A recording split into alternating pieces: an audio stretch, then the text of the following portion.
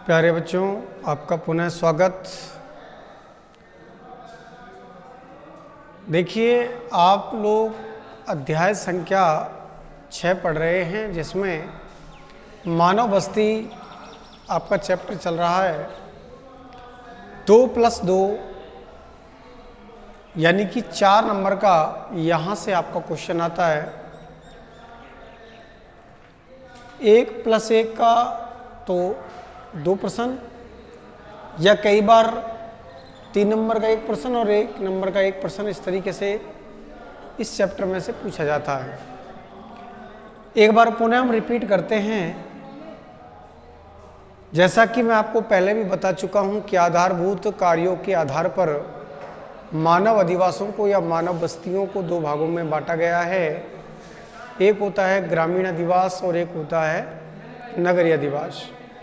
नगरीय अधिवास की अगर हम चर्चा करें तो जैसा कि मैं आपको पहले बता चुका हूं कि नगरीय अधिवास इन बस्तियों में रहने वाले लोग, मुख्य रूप से इन लोगों की जो अर्थव्यवस्था है उसका आधार परिवहन, संचार, व्यापार, वाणिज्य, शिक्षा, चिकित्सा व अन्य प्रकार की सेवाएं होता है।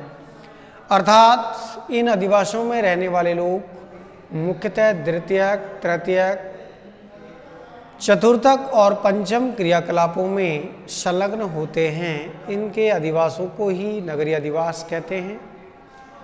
नगरीय अधिवासों की हम बात कर रहे थे कि नगरीय अधिवासों की कुछ विशेषताएं होती हैं, जैसे इन नगरीय क्षेत्रों में उच्च घनत्व होता है। इन लोगों की लगभग 50% जो जनसंख्या है वो गैर कृषि कार्यों में संलग्न होती है।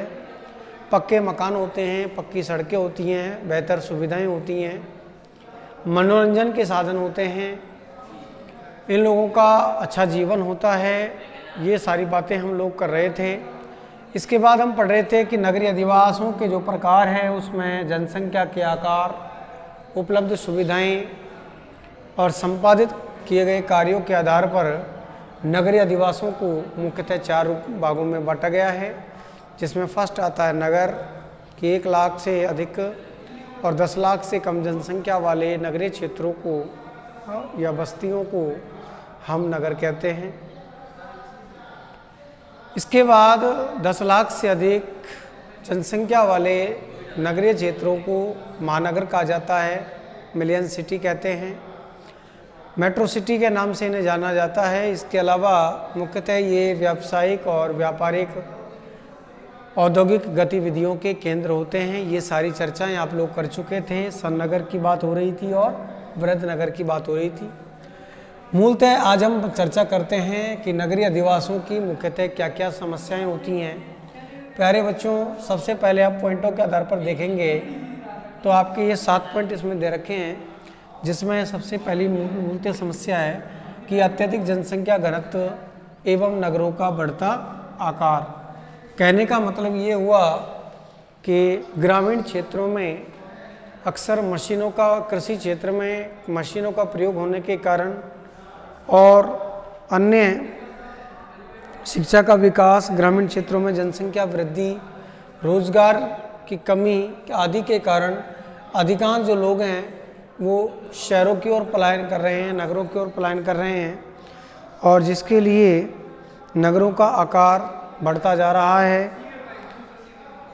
और मूलतः इन नगरों के बढ़ते हुए आकार के कारण इन नगरीय क्षेत्रों में बस्ती, मानव बसाव के लिए जो भूमि है उसकी भी कमी होती जा रही है।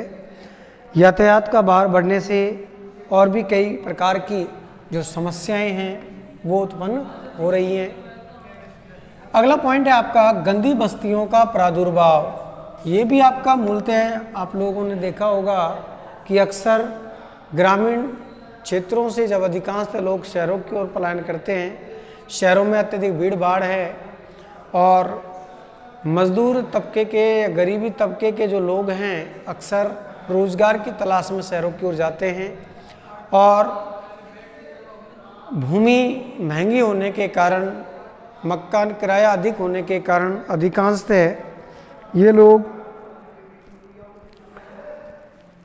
उन नगरीय क्षेत्रों के आसपास निकटवर्ती क्षेत्रों में गंदी बस्तियों का निर्माण कर लेते हैं और इन्हीं क्षेत्रों में लगभग, जैसा कि आपने देखा होगा, आपके अलवर शहर के भिवाड़ी है या कोई और औद्योगिक क्षेत्र है, इन औद्योगिक क्षेत्रों में मूलतः अक्सर देखा जाता है कि एक ही बड़े परिवार के लोग एक छोटे से कमरे में या झोपड़पट्टी वाले क्षेत्र में एक ही झोंपड़ी में अक्सर रहते हैं। शौचालय और अन्य सुविधाओं का अभाव होता है और इसलिए जगह जगह जो गंदगी का ढेर है वो लगा रहता है। ऐसी गंदी बस्तियां अक्सर ऐसे नगरीय क्षेत्रों में देखने को मिलती हैं जहां औद्योगिक क्षेत्रों का गंदा पानी या कूड़ा कचरा इकट्ठा होता रहता है। ऐसे ही निचले भागों में ये लोग जाकर के बस जाते हैं और जिससे गंदी बस्तियों का प्रादुर्भाव होता है। ऐसी बस्तियों में अक्सर सुविधाओं का अभाव होता है, प्रकाश की कमी होती है, स्वच्छ पेयजल नहीं मिल पाता है। जैसा कि अगला पॉइंट हम बात कर रहे हैं, पर्यावरण प्रदूषण। नगरीकरण के कारण नगरों में अनेक प्रकार की पर्यावरणीय प्रदूषण की समस्याएं बढ़ रही हैं। उद्योगों की चिमनियों से निकलने वाला जो धुआं है और इन नगरीय क्षेत्रों में कूड़ा करकट आदि को जलाने से भी विशेष प्रकार से इन औद्योगिक क्षेत्रों में प्रदूषण बढ़ता जा रहा है और इस दूषित प्रदूषण के कारण इन क्षेत्रों में रहने वाले जो लोग हैं उनके श्वसन या अन्य प्रकार की जो समस्याएं वो उत्पन्न हो जाती हैं। कई बीमारियां भी इन लोगों में उत्पन्न हो जाती हैं। तो पर्यावरण प्रदूषण की जो मुख्य जो समस्या है वो भी इन बस्तियों में देखने को मिलती है। अक्सर मानव के श्वसन, इनके मानसिक तनाव आदि समस्याएं पर्यावरण प्रदूषण के कारण देखने को मिलती हैं। अगला है बच्चों, उपभोक्ता वस्तुओं का उच्च मूल्य है। जैसा कि हम देख रहे हैं कि नगरों में दैनिक उपभोग की जो वस्तुएं हैं वो उनकी खपत होने के कारण, जैसे दूध, घी, फल, हरी सब्जी आदि ग्रामीण क्षेत्रों से इन सुदूर नगरीय क्षेत्रों में पहुंचती है और नगरीय क्षेत्रों में इन सामग्री या इन वस्तुओं की अधिक मांग होने के कारण इनकी कीमतें अक्सर बढ़ जाती हैं और अधिक बढ़ जाने के कारण गरीब तबके के जो लोग हैं इन वस्तुओं को आसानी से खरीद नहीं पाते हैं और इसी वजह से कई बार वो दूषित भोजन या दूषित खाद्य वस्तुओं का या पदार्थों का इस्तेमाल कर लेते हैं, जिसके कारण अन्य प्रकार की पेट संबंधी या अन्य शारीरिक जो बीमारियां हैं वो उत्पन्न हो जाती हैं। खाद्य पदार्थों में मिलावट। देखिए बच्चों, अक्सर नगरीय क्षेत्रों में इस प्रकार की समस्याएं देखने को मिलती हैं। जैसा कि हम जानते हैं कि नगरीय क्षेत्रों में भोजन सामग्री और खाद्य पदार्थों की अति आवश्यकता होती है, क्योंकि ग्रामीण क्षेत्रों से अक्सर लोग इन शहरों में रोजगार और कमाने के लिए इन औद्योगिक और नगरीय क्षेत्रों में पहुंचते हैं, जिसके कारण इनके भोजन सामग्री की अति आवश्यकता होती है। और इन नगरीय क्षेत्रों में रहने वाले जो व्यापारी हैं वो अपनी उस खाद्य वस्तु से अधिक मुनाफा कमाना चाहते हैं और अधिक मुनाफा कमाने के कारण ये लोग उन खाद्य वस्तुओं में दूसरे प्रकार की वस्तुओं के मिलावट का कार्य भी करते हैं। मिलावटी भोजन सामग्री नागरिकों के स्वास्थ्य पर प्रतिकूल प्रभाव डालती है। यानी कि जैसे अक्सर आपने देखा होगा कई विशेष प्रकार की जो भोजन सामग्री होती है, खाद्य सामग्री होती है, उसमें ये लोग अपनी वस्तु से अधिक मुनाफा कमाने के लिए दूसरे प्रकार की घटिया किस्म की जो खाद्य सामग्री है उसको मिला देते हैं और इस मिलावटी की वजह से जब उस क्षेत्र में रहने वाले गरीब तबके के लोग या अन्य प्रकार के जो नागरिक हैं वो इस सामग्री का खाद्य के रूप में इस्तेमाल करते हैं तो उनके स्वास्थ्य पर लगभग प्रतिकूल प्रभाव पड़ता है। तो इस प्रकार से ये भी मुख्य समस्या है। अगली बात हम कर रहे हैं अपराधों का बढ़ता हुआ स्तर। ग्रामीण क्षेत्रों से अधिकांश लोग शहरों की ओर पलायन करते हैं और जिसके कारण नगरों में महिलाओं की बजाय पुरुषों की संख्या अधिक बढ़ जाती है। पुरुषों की जनसंख्या नगरीय क्षेत्रों में अधिक बढ़ जाने के कारण नगरों का जो लिंगानुपात है या वहाँ की जो जनसंख्या संगठन है उसमें संरचना में परिवर्तन आ जाता है और इस परिवर्तन के कारण नगरीय क्षेत्रों में अक्सर विभिन्न प्रकार की आपराधिक जो गतिविधियां हैं वो बढ़ जाती हैं। इन आपराधिक गतिविधियों में जैसे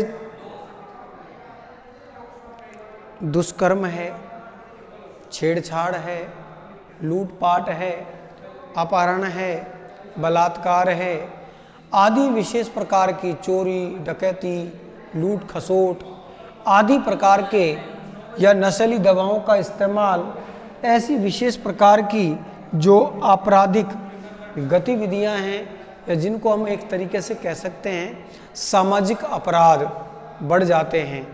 तो हम कह सकते हैं कि नगरों में ये भी एक विशेष प्रकार की जो समस्या है वो उत्पन्न हो जाती है। किसके कारण? कि ग्रामीण क्षेत्रों से शहरों की ओर रोजगार या अन्य अवसरों की तलाश में जब ये लोग पलायन करते हैं तो जिससे नगरीय क्षेत्रों का जो जनसंख्या संतुलन है वो बिगड़ जाता है और उसी के परिणाम स्वरूप इन क्षेत्रों में अपराध बढ़ जाते हैं। अगला पॉइंट आपका आता है स्वास्थ्य एवं चिकित्सा सुविधाओं की कमी। देखिए बच्चों, नगरों में जनसंख्या वृद्धि के कारण प्रदूषण बढ़ने से नागरिक रोगग्रस्त हो जाते हैं। जनसंख्या के अनुपात में चिकित्सा और चिकित्सालयों की कमी होती है। निजी महंगी चिकित्सा सुविधा यानी कि प्राइवेट हॉस्पिटल वगैरह है आदि की जो सुविधा है उसके कारण प्रत्येक व्यक्ति उन सुविधाओं को उपलब्ध नहीं करा पाता है, जुटा नहीं पाता है, जिसके कारण इन नगरीय क्षेत्रों में स्वास्थ्य और चिकित्सा सुविधाओं की कमी या अभाव देखा जा सकता है। इस प्रकार से बच्चों यहाँ से भी अपना कई बार क्वेश्चन आता है कि नगरीय अधिवासों में कौन कौन सी प्रकार की समस्याएं देखने को मिलती हैं। तो इसमें मैंने आपको बताया, एक बार पुनः आप लोग रिपीट करेंगे। फर्स्ट समस्या है अत्यधिक जनसंख्या घनत्व एवं नगरों का बढ़ता आकार। सेकंड पॉइंट गंदी बस्तियों का प्रादुर्भाव। थर्ड पॉइंट पर्यावरण प्रदूषण। फोर्थ पॉइंट उपभोक्ता वस्तुओं का उच्च मूल्य। फिफ्थ पॉइंट खाद्य पदार्थों में मिलावट। अपराधों का बढ़ता स्तर, स्वास्थ्य एवं चिकित्सा सुविधाओं की कमी। इस प्रकार से नगरीय अधिवासों की आपने देखा कि ये विभिन्न प्रकार की समस्याएं हैं। जैसे आपने पिछले वीडियो में ग्रामीण अधिवासों की प्रमुख समस्याओं की चर्चा की थी। अब हम चर्चा करते हैं एक विशेष प्रकार का टॉपिक है, मुख्य बिंदु है, इधर ध्यान देंगे आप कि नगरीय कच्ची बस्ती या गंदी बस्ती क्या होती है। देखिए बच्चों, जैसा कि अभी मैं आपको बता रहा था, यहाँ हम बात भी कर रहे थे कि गंदी बस्तियों का प्रादुर्भाव। वास्तव में गंदी बस्ती या कच्ची बस्ती क्या होती है? जैसा कि हम जानते हैं कि नगरीय कच्ची बस्तियाँ मुख्यतः सड़क मार्ग, रेल मार्ग और नालों आदि के सहारे विकसित ऐसी बस्तियाँ जो लगभग अस्थायी या स्थायी झोपड़पट्टी से युक्त जीर्ण शीर्ण मकान होते हैं। दूसरी बात, जिनमें सड़कों के नाम पर केवल 2 से 4 फुट थोड़ी घुमावदार उबड़ खाबड़ गलियां होती हैं, जिनमें सुविधाओं का लगभग अभाव होता है। न्यूनतम अवांछित आवासीय क्षेत्र होते हैं। हवा, प्रकाश, पेयजल तथा स्वास्थ्य की निम्न सुविधाएं होती हैं। शोध सुविधाएं जैसी आधारभूत सुविधाओं का अभाव पाया जाता है। इसके अलावा इन बस्तियों में रहने वाले अधिकांश जो लोग हैं वो जोखिमपूर्ण कार्य करते हैं। यहाँ के जो निवासी हैं वो कम वेतन वाले होते हैं। अक्सर इन बस्तियों में रहने वाले जो लोग हैं उनका कम वेतन होने के कारण, पैसे के अभाव के कारण ये लोग अपने बच्चों को पढ़ा नहीं पाते हैं और शिक्षा के अभाव में अक्सर इनके बच्चे दूसरे सामाजिक आपराधिक जो गतिविधियां हैं उन कार्यों में संलग्न रहते हैं। ऐसी नगरीय कच्ची बस्तियों को हम गंदी बस्ती या स्लम के नाम से जानते हैं। प्यारे बच्चों, हम मुख्यतः ये देखेंगे कि इन बस्तियों में कौन कौन से प्रकार की अक्सर समस्याएं देखी जाती हैं। सबसे पहले हम बात करते हैं अस्वास्थ्यपूर्ण पर्यावरण में आवासों का निर्माण। जैसा कि अभी मैं आपसे कह रहा था कि ग्रामीण क्षेत्रों से अक्सर लोग शहरों की ओर रोजगार की तलाश में जाते हैं, पहुंचते हैं, जिसके कारण नगरों का विस्तार हो रहा है। दूसरी बात, नगरीय क्षेत्रों में आवासों की कमी है। भूमि की अधिक बढ़ती मांग और ऊंची कीमतों के कारण गरीब तबके के जो लोग हैं ये नगरीय क्षेत्र के उन भागों में जहां औद्योगिक क्षेत्रों का गंदा पानी या नदी नाले या रेल मार्ग या सड़क के किनारे जो क्षेत्र होते हैं उनके सहारे ये अपनी कच्ची झोपड़पट्टियां बना लेते हैं, जहां मूलतः सोच सुविधाओं की कमी होती है। पेयजल, हवा, प्रकाश, शौचालय आदि के अभाव होते हैं। इसके अलावा ये खुले में शौच जाते हैं। जगह जगह गंदे पानी का भराव रहता है और इन गड्ढों में गंदे पानी के कारण विभिन्न प्रकार के मक्खी मच्छर आदि उत्पन्न हो जाते हैं, जिससे इस क्षेत्र का जो वातावरण है वो पूर्णतः अस्वास्थ्यकर हो जाता है। अगला पॉइंट आता है सड़कों का अभाव। जैसा कि अभी मैं आपसे कह रहा था कि अक्सर ये बस्तियां सड़क के नाम पर 2 से 4 फुट चौड़ी टेढ़ी मेढ़ी घुमावदार उबड़ खाबड़ गलियां होती हैं, तो इसलिए इन क्षेत्रों में आने जाने के लिए अक्सर सड़कों का अभाव होता है। केवल सकड़ी और गंदगी से भरी हुई गलियां होती हैं जिनमें तिपैया वाहन का प्रवेश लगभग वर्जित होता है। 1-2 व्यक्तियों का निकलना भी बड़ा मुश्किल हो जाता है। इस प्रकार की इन बस्तियों में हम देख सकते हैं कि सड़कों का अभाव होता है। अगला पॉइंट, पेयजल की कमी होती है। प्रकाश, यानी कि ये बस्तियां ऐसे स्थानों पर होती हैं जहाँ अक्सर प्रकाश की कमी होती है। सरकार के द्वारा भी इन बस्तियों में बिजली की उचित व्यवस्था नहीं होती है। शुद्ध वायु की कमी होती है। जैसा कि अभी मैं आपको बता रहा था कि शहर के जो गंदा नाला है, जहाँ पर औद्योगिक क्षेत्रों से, उद्योगों से, फैक्ट्रियों से, कल कारखानों से निकला हुआ गंदा पानी और गंदगी या कचरा, कूड़ा करकट आदि इन क्षेत्रों में जमा हो जाता है। ऐसे स्थानों पर ये अधिवास बने होते हैं, इसलिए इन क्षेत्रों में शुद्ध वायु की भी क्या होती है बच्चों, कमी होती है।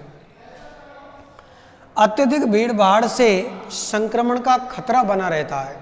जैसा कि अभी मैं आपको बता रहा था कि इन क्षेत्रों में लगभग एक ही घर में, एक ही झोपड़ी में पूरा परिवार निवास करता है और अक्सर वो एक दूसरे से स्पर्श होते रहते हैं। इसलिए कई बार बीमारी बढ़ने पर उनके आपस में संक्रमण का जो खतरा है वो बना रहता है।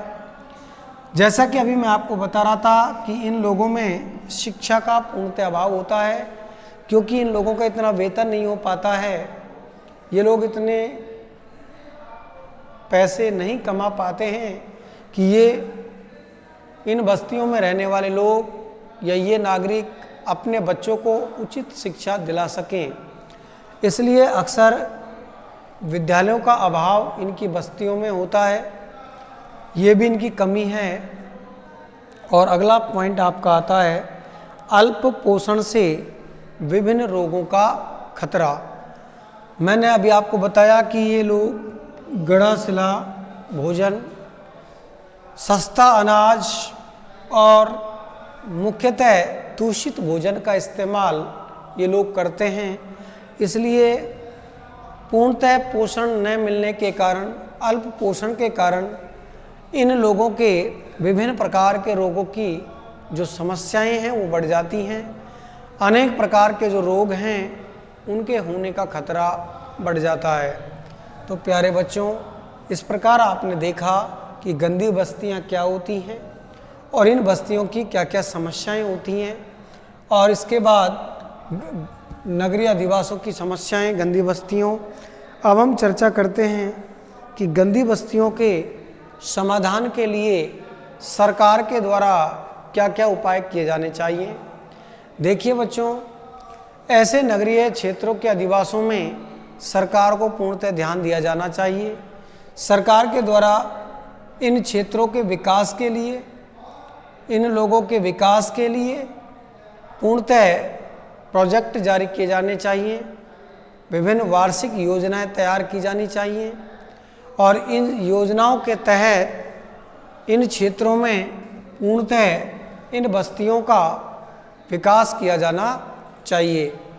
जैसा कि अभी मैं आपको बता रहा था कि पूर्णतः पर्यावरण में आवासों का जो निर्माण होता है स्वास्थ्यपूर्ण, तो वास्तव में इसके लिए सरकार को, इनके लिए, जैसा कि आप लोग आजकल देख रहे हैं कि शहरों में सरकार के द्वारा जो रहनवास बनाए जा रहे हैं, रहन बसों का जो निर्माण किया जा रहा है, वो इसके अंतर्गत सरकार के द्वारा की जाने वाली बहुत बड़ी पहल मानी जा रही है। इसी प्रकार से इन बस्तियों में सरकार के द्वारा सड़कों का जो विकास है वो किया जाना चाहिए। इस प्रकार का वातावरण तैयार किया जाना चाहिए कि जहाँ स्वच्छ हवा मिले, स्वच्छ पेयजल की व्यवस्था हो, शुद्ध वायु मिले, रोशनी युक्त वातावरण हो, आसान किस्तों पर इन लोगों को आवास की सुविधाएं उपलब्ध करवाई जाए। इस तरीके का जो प्लान है वो सरकार के द्वारा होना चाहिए।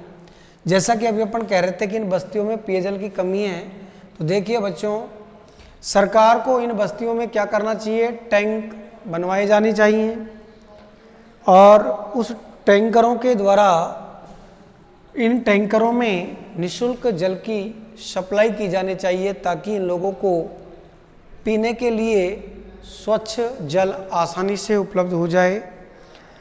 इसके अलावा जैसा कि हम कह रहे थे कि ये लोग कम वेतन वाले होते हैं, पूर्णतः इनके पास पूंजी का, पैसे का अभाव होता है, तो इसके लिए सरकार को ये करना चाहिए कि इन क्षेत्रों में जैसे मनरेगा जैसे जो कार्यक्रम हैं, जिसको अपन नरेगा कहते हैं, महात्मा गांधी रोजगार गारंटी योजना, इस तरीके से इनके लिए न्यूनतम दरों पर कोई ना कोई रोजगार उपलब्ध होना चाहिए। इसके अलावा इन बस्तियों में स्पेशल निःशुल्क कोई अस्पताल खोला जाना चाहिए इनके बच्चों को पढ़ने के लिए और उनकी उचित शिक्षा परवरिश के लिए। सरकार को विशेष विद्यालय, आंगनवाड़ी केंद्र और सार्वजनिक भवन आदि का निर्माण किया जाना चाहिए। इसके अलावा स्वरोजगार के लिए उचित ऋण व्यवस्था इन लोगों को उपलब्ध करवाई जानी चाहिए। इस तरीके से हम लोग कह सकते हैं कि इन गंदी बस्तियों के सामने जो प्रमुख समस्या है उसका समाधान कैसे किया जा सके। और अंत में हम एक बात और कह सकते हैं कि इसके लिए सरकार को एक ऐसी कानून व्यवस्था बनाई जानी चाहिए ताकि उस व्यवस्था के तहत इन बस्तियों का भली भांति विकास किया जा सके और इन नागरिकों को इनकी उचित सुविधाएं उपलब्ध करवा करके इनके कल्याण की बात की जानी चाहिए, जिसे हम लोक कल्याणकारी योजना के तहत शामिल कर सकते हैं। इस प्रकार से बच्चों आपने देखा, यहीं से अपना एक टॉपिक और बन जाता है कि संसार में सबसे गंदी जो बस्ती है उसमें धारावी का नाम आता है बच्चों। किसका नाम आता है? धारावी। एक दो बार ये क्वेश्चन आपके बोर्ड में पूछा जा चुका है।